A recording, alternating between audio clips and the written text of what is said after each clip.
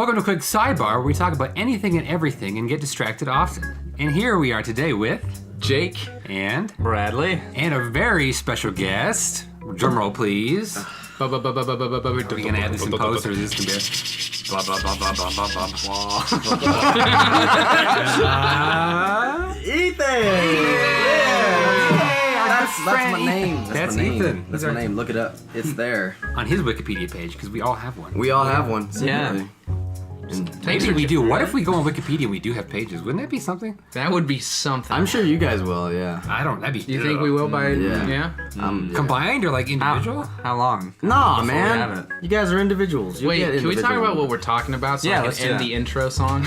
Is the intro song still It going? stops as soon as we mention the name. Sorry. It's all, I broke the chain. We're going to talk about, is art dead? The idea of creativity and art, what the concept and where we're headed. Cut. All right. Oh, wow. I didn't Thanks, think you were jazz gonna go band. Thanks, Jazz. Okay. Wow. That was a long intro song. Something else, man. It felt good. I know, they usually don't have to play this one. Sorry, guys. Poor guys. You can go home now. Yeah. Bye, guys. Thanks for sticking around. We hate to keep you. See you tomorrow. Tell the kids we say hi. Come on, Curtis. What the hell? It like stretches out. Trying to record a podcast. Never been this unprofessional before. Wow. And we're off to a great start, folks, out there. If you're still there, thank you. Our concept is art dead? I said that. I know, but I'm reiterating, I'm re-explaining. In case more they depth. forgot after that shit show. Yeah, that's and what I mean by art being dead is obviously art is still being created and it's still out there, but is it really truly still art, or is it just a job that someone, that's just what they do and they get paid to create quote unquote art? So let's start with Ethan. This is your kind of idea that you brought. Thank you. So how do you want to lead us? Where do you want to go with this idea? Well, I mean, I think art nowadays is like so much more provocative, and I think that can definitely play a role in like some really like comedic things, like the pedophile part with the big fella and Sid and the Hope. Like when he's staring at her ass. Oh, right. Yeah. Ethan's referring to in Urinetown, one of the characters who's this much larger. He's this big businessman is constantly staring at Hope, who is like the female. Oh, I see what you're getting at. Yeah. Okay. Yeah, So- you know what I mean. So okay, right. I was very lost. I didn't realize you were No, using yeah. Urinetown as a vessel, but I get I think the So idea it's the only that, vessel I have, man. well, it's The what best we street cred I got. is art dead. Okay, well, let's go to Jake. Okay. What do you think about that idea of art being dead? Well, it's all about how you define art. Art comes from the word artificial, and artificial in layman's terms is man-made. It's not natural. It doesn't come from nature. I didn't know. So Okay. I thought you were I thought getting you were your gonna fact phone to check me. I was Google. like, okay, asshole. I thought you were fact checking. Yeah, we'll see about that in 5 to 10 seconds. Siri. Jake says art comes from artificial. That true? Hey, Siri. Why don't we always Sure, go to it's this- not artistry or aardvark? So I think that people will continue to find new ways to express themselves artistically, whether it be in like visual art or performance art. But I think that along with Ethan's point, I think that and I'll just speak to American society because that's all I know, is we have generationally become desensitized, or at least immune to certain types of images and themes that 100 years ago, 50 years ago were untouchable. huge. I sit on television. There was no male to female contact. Like in the 20s and not 20s, but like in the 30s and 40s, I Love Lucy is a great example. Like they had two separate beds. Yeah. As She's the soon first one as that broke that, right? Didn't she? Eventually, she showed her and Ricardo. Is that his I name? think so. Yeah, I think they kissed, which was Well, big. they were in bed together once, though, because they eventually went to the there was shared a bed. minority. Well, no, with a they white had a gal. shared bed that went to then separate beds because she got pregnant. So she was pregnant. I don't know. I think it was Lucille Ball was pregnant. And so what they did is they separated the beds just to show, well, there was no way that they could have had sex. Yeah, that's what they were. Crazy. That was even like He an couldn't idea. have gotten over there. She couldn't have gotten over there. There's no way they No could. one's gonna notice. It's gonna be right over that But they show violence against like children and against like pets and against like women, and that was fun. I mean, Walking Dead, one of the best, like one of the great. I mean, not like greatest shows on television, but like one of the most popular like, for a while. Popular, yeah, for a long time. Yeah. That's like a meme now. How popular it was Right. for how long? It's like season 14. I used to really like that show, but I don't like it anymore. Well, its ratings dropped too. It took a hit. The last this last season opener was like half of its normal like opening. Ouch. Such a big show. But I don't know. you know what? Its That numbers is are cool. That's something else that I was going to touch on too. Is how art is transforming and evolving because of our attention spans are decreasing. Yeah. And so The Walking Dead for 14 seasons now has been relatively the same thing. I mean, their season formula is first 2 episodes, crazy shit happens, welcome back to The Walking Dead. Then it's like the next 8 episodes are fluff. You don't care about it. In the first 2 episodes, they introduce like 3 new characters. They'll kill one off, bring 3 new on. Yeah, and then you're supposed to care about these 3 in place of that one. Right. And then these 3 are going off on their own adventure, which somehow these 3 people will go halfway across the world and meet in the middle. Right. Yeah, it's And so then- you It's could, like those two timelines. oh yeah, it's formulaic. Like Yeah. it basically just follows a form, and then they cut and they replace and they cut out characters and they replace. You know. Yeah, and kind of going back to like what we're talking about is like that's kind of almost what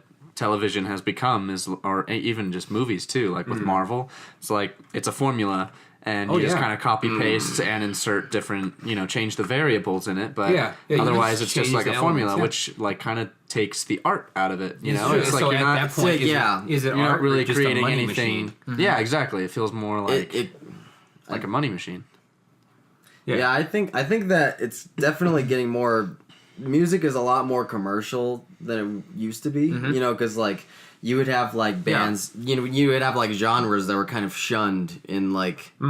Kind of like bigger societies, like rap, for example. White people didn't listen to rap because they didn't like Yeah, music. well, because in that time was that rap was coming out, it was a very racial. It was like NWA comes out, Yeah. and, Public Enemy, all these like cop, anti. So it had like a message and it had like a purpose, but Yeah. now it's just almost. It seems like this art form of rap, which was about expressing anger and getting.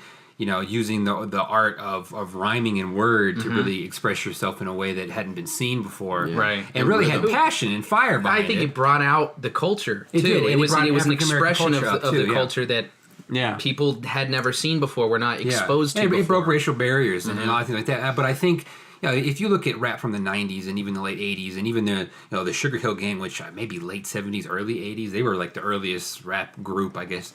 You look at what they were doing, and now you look at art or music rather as art, and it's not really art anymore. It's like they just pump these songs out just to get to the number one, just to be the best rap song for a while, just to get. Yeah. It's like, is it really Like- art or is it just a machine? I think that's definitely the case with a lot of music nowadays because take Panic at the Disco, for instance. I love Panic at the Disco so much. I think Brendan Urie is amazing. You're wearing a Panic at the Disco shirt. I Oh, am. yeah, he is. Look at that. I'm a fan. But I think that you think of the lyrics from say like one of the most popular Panic at the Disco songs, I write the sins, not the tragedies. Like you listen to the lyrics, it's like it's kind of deep, like you're getting ready to get married and they're talking about how your wife's a whore, so you kind of go off from the and then it's a really interesting song, and then you go to Panic at the Disco's newest album, which is I Pray for the Wicked. Pray for the Wicked. Like you go to one of their most popular songs, and sorry, Do your bit. Not a sponsor. There we go. That's his thing. We kind of have to just let him. Yeah, He gets all irritated, starts scratching when he doesn't do it. It's like, hey guys, I'm tapping out. Come on, bring in the next guest. I'm serious, Can I just man. say it, please? Can I just fucking They're say it? in my head. They're in my head. They're building up. Ethan, Hell. if you hit the table one more time. I'm not going to anymore. See how intimidating he is? I fucking told you. Oh my god. That's why I didn't like working with this guy. He was too tall. He was too broad. He is very broad. He has a very broad. His shoulder. range was too big, and I couldn't. And then this guy's too funny, and you were too authoritative. Yeah, and you're too mustache. Yeah. He's too mustache. He's too mustache. He's too don't hate on the mustache. He's stash. too funny. He's too He's leader. He's like a. I don't know, man. So We're back. Panic at the Disco, Ethan. You were comparing their. Well, okay. I write sins. Shut up, Brad. Oh, yeah. Just stop talking. All right. I write sins, not tragedies, compared to. I mean, the current lyrics songs. are just so much, deeper. So much more deeper, and they're like In their old songs, you're saying. yeah, and their older songs. But Yeah. now they kind of are like the whole "Pray for the Wicked" album is like just kind of like I made it. Kind of like anthems. Yeah. Had to have high hopes. King of the Clouds. Hey, look, I made it. Yeah. And then the other summer about partying like Saturday night and like kind of like living till you're dead. And Yeah. I think is what the meaning of that song is.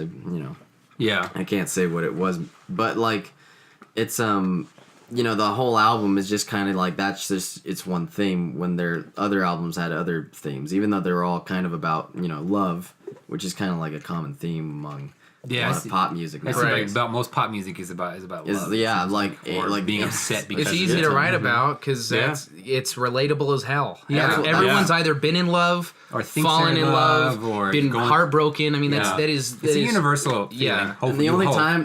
time when you can step out of the love field is when you're like being funny. Or Right. when you're being like legitimately angry, like you can use in rap or heavy metal music. Yeah.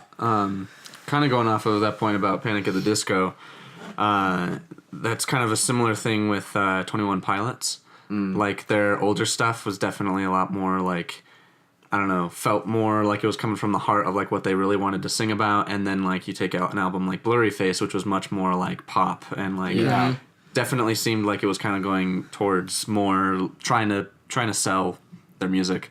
But then it was interesting because their most latest album, Trench, came out like a week or two ago. Yeah, it's pretty new, right? I haven't listened yet, but I've heard. It's really good. I like it a lot. Things, yeah. But a lot of it kind of goes back to more like the kind of stuff he would write about earlier on. And there's this one song. I think it's Bandito. I think.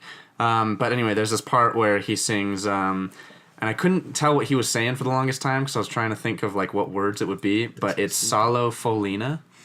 And so I looked it up, and it's basically like exactly what we're talking about. It's it basically means and translates to like the desire to be able to create for the sake of creating, rather than feeling like you have to meet a quota and do it for a job in a business. Done by Thursday. Yeah, and that's something even that like me and Keegan were talking about. Where Shout out. yeah.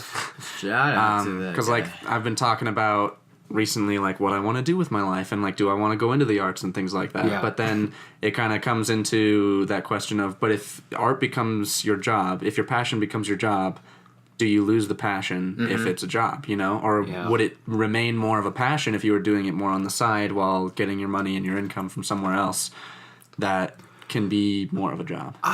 Well, and that's interesting. That's a good segue into that idea from like, we have art and like music clearly. And I agree with you, Ethan. Like if you look at older artists, not older artists, but if you look at their older stuff compared to now, things definitely progress. And I think that seems to be a natural progression when it comes to anyone who started off poor and gets money behind them and they kind of turn more poppy because they get a management team that kind of push them that way. Yeah. Like you want to sound like her, you want to sell as many records as her or him, right? Like this is what you got to do. Yeah. So If you do it your way, you're not going to make anything. Yeah, no, I totally agree. And I think it's just, what is art? And if you do your job, and I think what would define it is if it were something that I would do anyway, whether I'm getting paid or not, like theater, for example.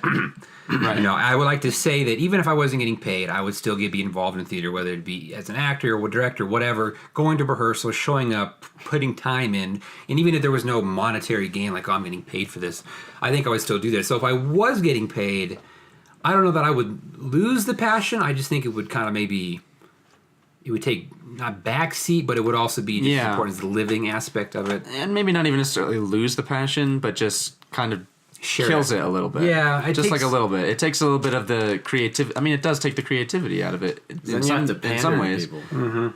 Yeah, you have to do it for other You have to- people you have to think rather about than the for crowds. yourself. Well, yeah, it's. I mean, it's like. I mean, I think we've all kind of like, I don't know, maybe had that where you're like, I'm just gonna try my hardest and see where that gets me. I'm gonna really put it out there. I don't want to sound like anybody else. I want to get there on my own, and then you get there. You make it, and then you're like, okay, now I have to sound like these people. Yeah. Yeah. And you're like, well, I said I wasn't going to, but like it seems like I have to. But you're I'm there. not selling. Yeah. Because like the first album was really great, but you can't just keep writing the same thing. So they're like, maybe I'll change it. But then they Right. change it for good. And Yeah. they Yeah. They just become that kind of, like oh, a little bit of a comeback, and then just down to like kind of like mid-wave pop sensation, like doing like enormous tours because you don't know anything else to write. It's So- like, it's like art almost in our society and like culture and everything has like a specific way it's supposed to look, Right. which is completely counter to art. Right, Yeah, which art- is incredible, which is completely Yeah. subjective, and it's Exactly, Yeah, there's and no- so it's yeah. not supposed to look a certain way, but Right. that's the way that it kind of gets marketed, and that's the way it kind of gets out, is because like every movie, kind of has to look a certain way, has to have certain things, like, I mean, just objectively, like going into the science of like films and things like that, like you have to hit certain points in Yeah. a movie, Yeah. Yeah. otherwise Oh, yeah. it's not a good movie. They talk about formulas. But yeah, then, I've noticed that in a lot of movies nowadays. Yeah, they all follow this very. It's it's always like, okay, like there's the kind of like the Beauty and the Beast thing. Like there's the hero, then there's the the clear villain, and then there's the kind of like the girl or the family member that they're fighting for. Sure. And then the bad guy and the hero clash, and the good guy wins every time. With some almost fatal something. right. That Right, happens right. to be either yeah, they nothing always get or inches from death. yeah, or it either happens to be like a joke, like at the end of Shrek when he pulls the story. He's like, "You've got to work on your aim." Yeah. Yeah. Yeah. Look, it's Prince Charming's like, "Shit,"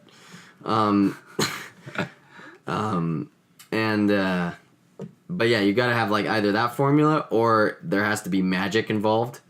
Yeah, there's like- always some kind of magical or mystical like- force, like unexplainable science. Yeah, like an to angel save all of a somebody. sudden shows up and it's just like, I've been watching you the whole time. This is Like all been a Hancock. dream. Yeah. You're secretly good. Like, Yeah. No, but I agree. They do. They do.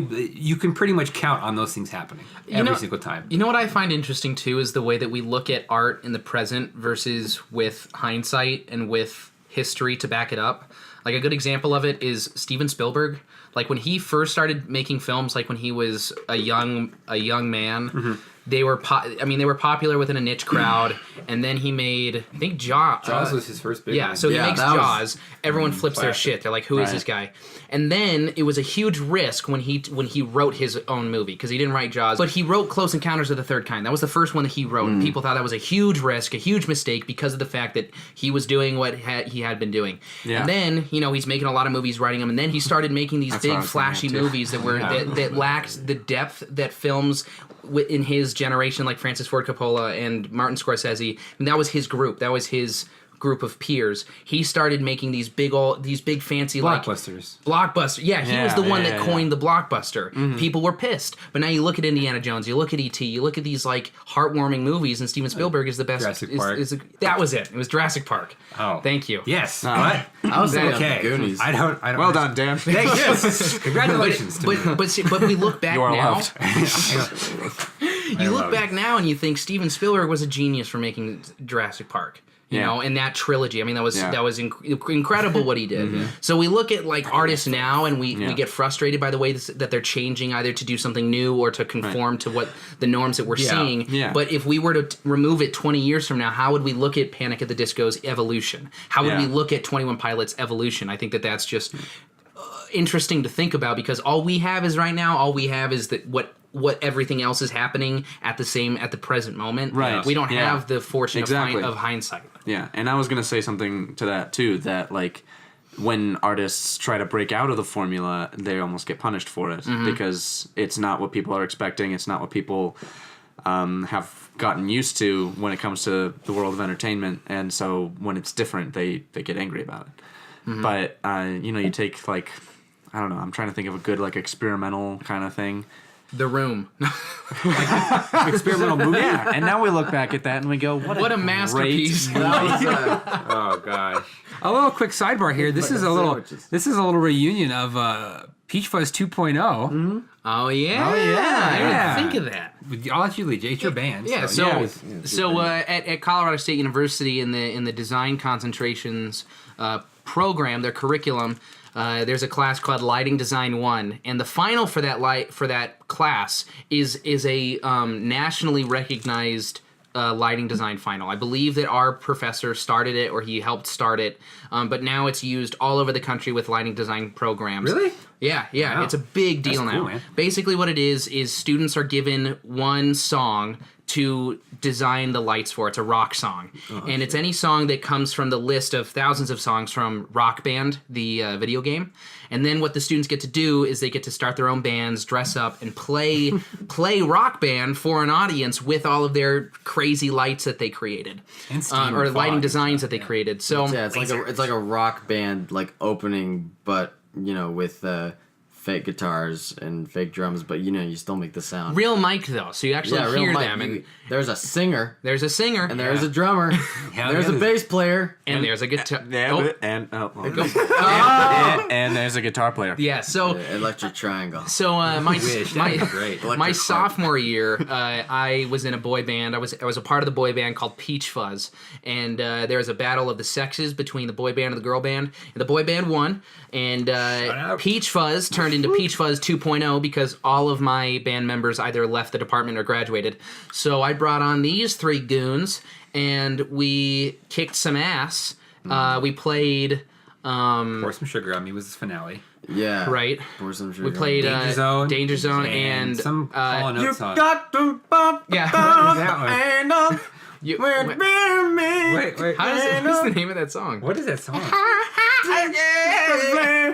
Wait, Chandler would know. Babe, what is that? I don't know. Hall & Oates? you got. Do- Wait. Can't actually sing the words. I got it. Turn the candle, burn the flame. It's happening. It's happening. Hold on. The way, you make my dreams come true.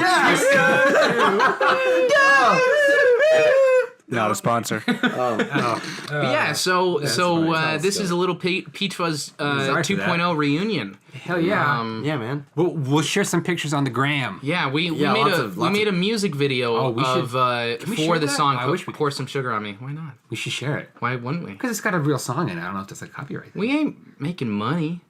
Well, eventually, you never know. That band finds the video. They're like, "This fucker's right here to sponsor us." I'm sorry, I don't know. Def Leppard, the start. I do know. Those starving artists, Def Leppard, that unsuccessful rock band that has no money. Wait, which one? Def Leppard. Def Leppard? I'm joking because they are very successful. Who's and Def probably- Leppard? More like Blind Panther. Who's Def? What? Why give me a five? Come over here, I'm gonna bite you. I'm over here, Grandpa. Oh my god. Ethan, your wild sense of humor, man. What did you say? I'm a So, art being dead. pantry. Well, okay, I got a question. Do you... I think it's very clear, and we had a debate about this in theater history last year, that, and I mentioned this before, human attention spans are decreasing. Yes. We require more stimulus Yeah. and more distraction, more bells and whistles in order to satisfy which is our exactly attention. like what I was talking about with like rap music and like videos, like a lot of music videos. They're like all like like lot of provocative shit. Sure. Guys with Yeah. arms, Sex, yeah. girls Yeah. with big boobs, Right. Yeah. big boobs, Say and boobs, it's fine. boobs. Boobs, okay. They got them. Yeah, but I agree with what you're saying that they do. It's like more provocative. It's like it keeps them watching. Like, ooh. Yeah, But instead of they're making gonna quality show it this content, they time? just- But what are your thoughts on that? Do you think that it's going to continue going that way? I mean, there's the conversation of why people believe theater is dying is because it's not entertaining enough. There's not enough stimulus to keep People human, coming. to keep people. Well, and it's expensive. But that's a whole other topic. Yeah. It's expensive in Because there's America. real people Yeah. in the. yeah, you got to pay real people to be there. So What do you think? Do you think that Are we going down a dark path? Is this just a phase that entertainment is going through? What do you think? I think that we are kind of going down a dark path. Personally, I don't think I'm in the majority in that thinking. But Yeah, I am in. yeah, agree. I think that we just keep adding more and more of it to the point where eventually we're just going to keep getting more and more desensitized to more and more stuff, and eventually it's just going to be It's just mayhem. gonna be like mush. But then also, like, we're just, I mean, I personally think it's kind of a bad thing that we have such short attention spans at this point. And Yeah. I Yeah, I think mean, we're just only, look at, like, it's only going to get cartoons shorter. nowadays. Yeah, it's only going to get shorter and shorter the more kind of crap that we have to, like, shove in our faces all the time. It's like those kinds of, it's like sci-fi, you know, those like Right. futuristic ideals of like, Yeah. we have entertainment in front of our faces all the time, constantly. Yeah. We're just going to be like those fat people in WALL-E, just in our chairs. But I agree. I think that Chair. they keep we keep desensitizing ourselves as a society. Yeah. It's like, okay, you look at like the Grand Theft Auto thing. Like when that game first came out, as we know it, moms across the nation freaked out. And people, Right. ESPs. but they're worried about their parents, or their parents were about their children turning into criminals. And now 8-year-olds are playing that game. Oh yeah, I yeah. mean, Yeah, it's they're like, get him back. which I don't think GTA is a bad game, but I don't think it's appropriate for an 8-year-old. Oh no, not I at mean, all. not even. You should be a sound of mind young adult before you get to play GTA, because it's like, it doesn't make you more violent. No, it doesn't make you want to go and actually shoot people and beat up prostitutes and do the weird, awful shit you Right, can do in that but- game. But it desensitizes you to that kind of information. Right. So that when you hear about it in real life, you're just like, oh, okay. That was my Right, life yeah. for a long time because you get so absorbed. Yeah, you're just like, I'm used Kids to will that. play 'cause I- like all day if not stopped. Oh, Yeah. yeah. and that's a huge. I mean, an 8-year-old does not have control of the games that he or she are purchasing and playing. Yeah. That is not up to the 8. That's a parenting thing. That's Someone's buying Yeah. the games for them. right. Someone's buying They're the coming games. from somewhere else. Buying the games, not monitoring the games, not monitoring playing time. I mean that's a huge thing where like you see how kids are fucking have eight iPhones when they're 8 years old, and they're so consumed by Snapchat and these things, and it's like, That's well, why.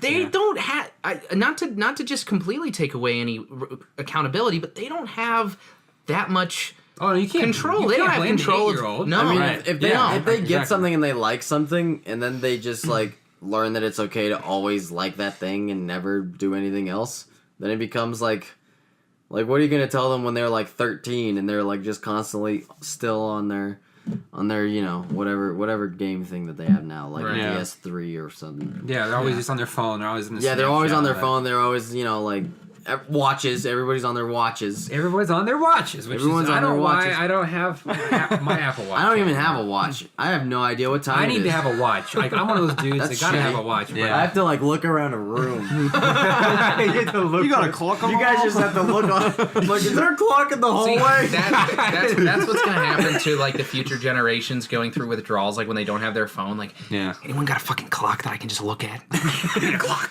I did want to say, Bradley, going back a little bit to what you were saying about how movies, like our you do think that we're going down a dark path. Yeah. I kind of agree. I think that regardless of how ratings do, it's clear in the box office that movies like Jurassic World and Star Wars, not to compare the two, because I think Right. Yeah. I think one is objectively better than the other, but Right. they're making a Jurassic shit ton of World. movie. Jurassic They're making a shit ton Stars. of money. That is. Yeah. Yeah.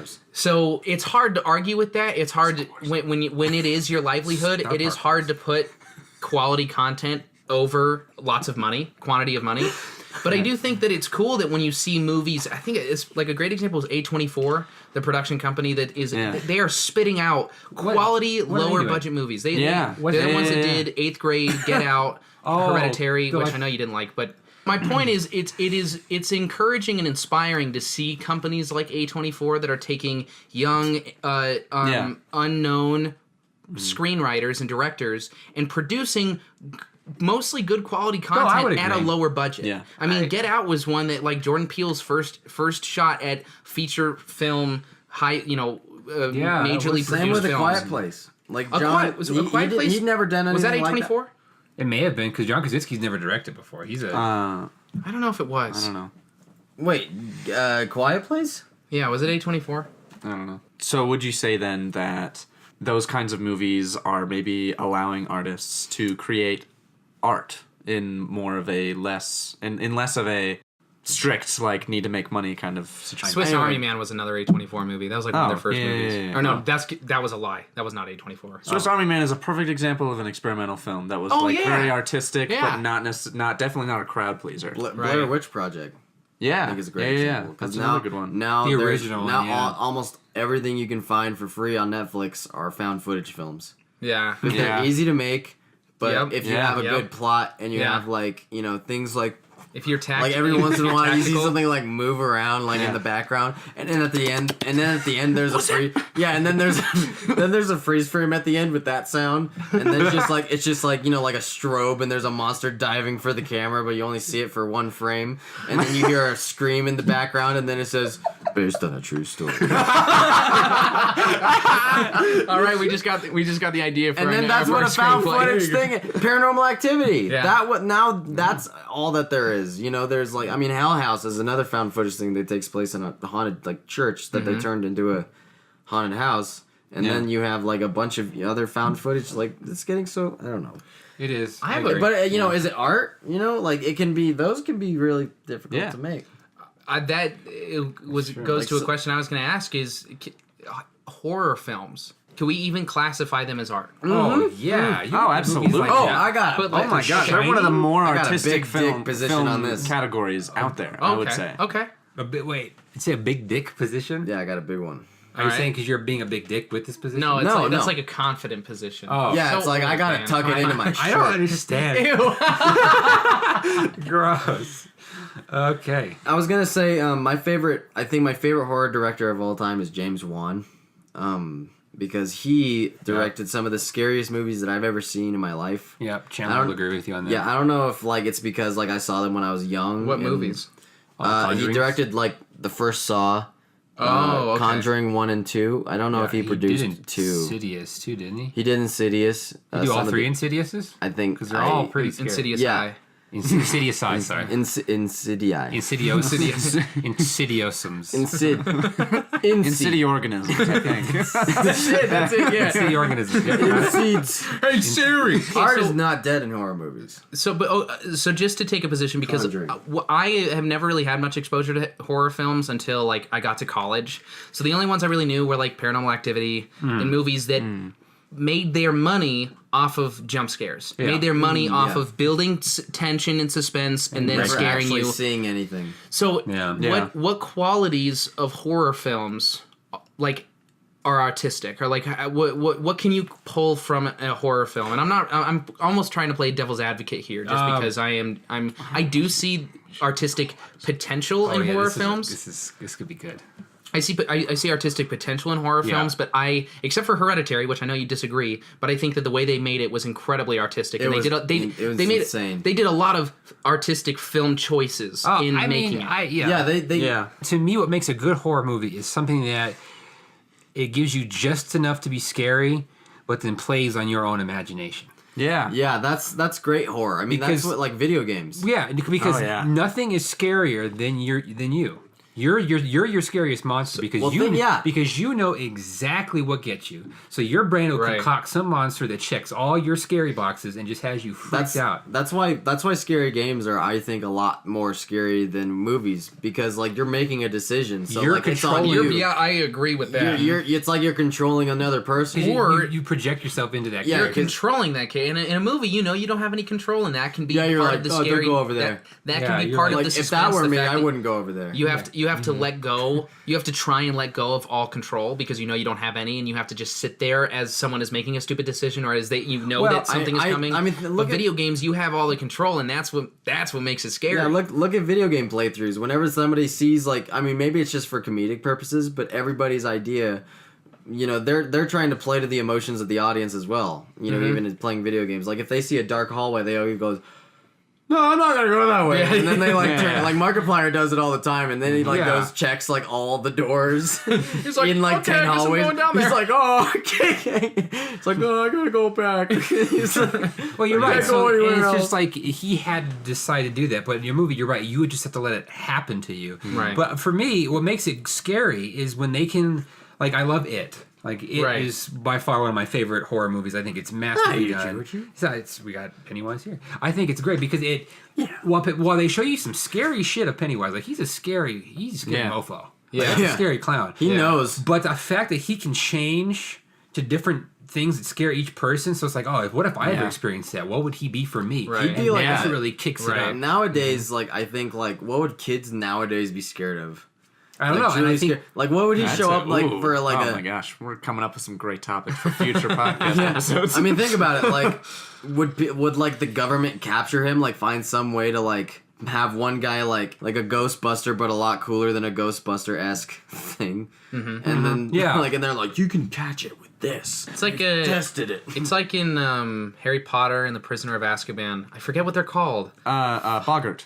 Yeah. It Oh, takes yeah. the form of your Dude, greatest that fear. scene yeah. freaked Yeah. me out. yeah, I just watched that recently. yeah, because it's the idea of like, what would it be for you? Like, what? So, like for me, The Shining is a great scary movie too because it's like it plays on the fact of what would you do if you were trapped in this hotel all winter? What would you be afraid of? What would your demons be? What would the possessed hotel use against you? And I think that's what really plays on it. And if it's just a bunch of, it's what basically it comes down to if it psychologically gets in my head. Right. And if it's like, what if Yeah. I was in this position? What if I went through that? What if it was me? But if you're watching a gory movie like Friday the 13th, or like it's like, oh, it's just a slasher, it's just a chop 'em up.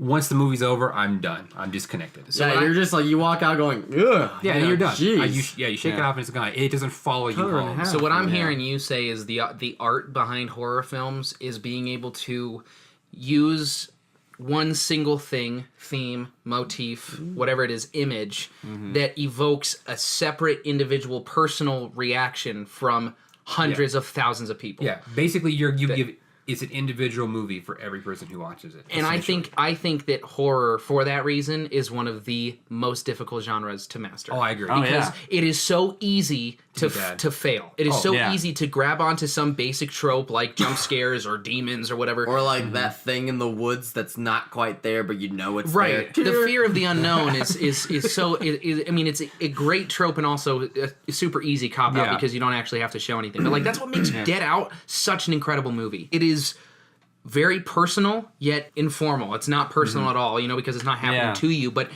is it like it's just so subjective as to what is going on, is what we're seeing actually what's happening in this person's life and what does that mean, and then the themes and the ideas that it takes away. I mean, the fact that Get Out, which I think was under the category of horror thriller comedy, Yeah, it is. the fact that it was able to create such an impactful conversation and meaningful conversation following that movie, that's what makes that movie so Yeah, I think the writing successful. was really good on that one. No, for All sure. right, sorry. No, go ahead. I was please. Please. After you, After you. I was actually just gonna try to bring it back. That's I was. oh, perfect. That was great. I was about to All wrap, right, put a yeah, bow yeah. on it for you, Yeah, Brad. well, Put a bow on it. I'll let you do it then Let's because get you're it. running this Bye-bye. episode. Well, guys, I think we brought up some It good only works when topics I do it. for if art is the idea of art being dead, and that opened up some more passageways we may venture down as a podcast eventually. So I think final statements. Let's go around and say brief summary of do you think art is dead? If not, we'll start with Brad. Brief and quick. Art is not dead, but I think it's much easier and maybe better is the wrong word, but to make art when it's not in a business setting. Okay. So more for personal hobby type Yeah. art, not sorry. Personal use instead of Yeah. Personal, not commercial. Got it. Okay, Ethan. Yeah. Nice and quick. Okay, I agree. I agree that art is not dead, but I think that it's definitely changed. You know, like ever since like Andy Warhol and like everybody was like, wait, you could just paint this one same of the picture with different colors and it'll get really famous. Yeah. And they're like, yeah, Classic oh, a Andy. soup can. That's all I have to do. Okay, like, but yeah, that's Okay. Art has changed. Yes. I think that art is only dead / dying if the viewer or the consumer looks at art with a fixed mindset. If art is not allowed to evolve and change, art art, whatever that means to that person, will die. Because it is always evolving, it is continually changing, and it will so forever because of the fact that we are introduced to different forms of media, in different forms of entertainment. Yeah. It is always going to change because we find new ways, especially with the introduction to new technology, to express ourselves. So as long as you say art is under this category, art will die. But if it's looked at with an open mindset, it will continue to grow and evolve. Okay. I agree generally. I think the best way I could put it is like someone, I think may have been Rich, some director we had or I had said the people who say that theater is dying are the people who do theater. It's not the general so people who are saying art is dead are the artists creating the art because they're. I mean, well, look, we're the ones talking about it, but you don't think like. For the most part, people who aren't artists aren't really thinking about art in this way. So I think that if art continues to be talked about as being dead and we continue to think about it as dead, it will just get smaller and smaller and shrink. If we don't, like Jake said, let it have a broader lens and we let it continue to be packed into these pre-made categories that we just fill it in. So yeah, as artists, it's our job to break those molds and to always let art be this free, ever-changing thing. Because if we don't have that, then there's no art at all. Then it's just, As Mr. Gandhi once said, be the change you wish to see in the world. Be the art you wish to see in the world. There you go, folks. Be the art you wish to see in the world. Like and subscribe on Instagram and Twitter, quick_sidebar. And like us on Facebook. Yeah, we have a Facebook page. now. We're on the Book of Faces. Book of Faces. Book of Faces. Like us. Ethan likes us, so you got to like us. I'm subscribed. And thanks a lot, Ethan, for making the drive up here to be on the show. We really appreciate it. We love your humor. It's a nice... It's great to have a new perspective. It's a little pepper on top, spices things up a little bit there, a little pow to the episode. So thanks a lot, buddy. Hey, you tell us what you think on whether it be on comments on YouTube, iTunes, or SoundCloud. On the gram. Let us know. Send us a message. Do you think that art is dying? Do you think what is your perspective on the way that creativity is evolving? Let us know. Let's have a conversation. We would love to include you in our conversation. Yep. Okay. Yeah. We got some cool things in the works. Be on the lookout for that. So really do subscribe so you don't miss anything. The Facebook page will have all and every update. So hit us up there. So we got some cool stuff. And all right. I guess that's it for this one. I guess Thanks, that's it. Ethan. All right. Yeah, happy to be here. Yeah, man. It was good having you. Great shirt though, by the way. It's a good album. Yeah. Thanks. What's your favorite Panic album? My favorite Panic album? Yeah, just name it right now without thinking. 3, First one. 2, 1. Say it. At the Disco. The original title, self-titled. I don't know, dude. Just give me a minute.